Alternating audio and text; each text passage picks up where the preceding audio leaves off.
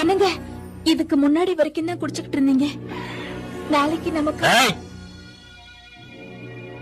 இதுக்கு மேல குடிக்காதீங்க கிடைக்காதீங்கன்னு வாயை திறந்த தயவு செஞ்சு உங்களை கெஞ்சி கேக்குறேங்க.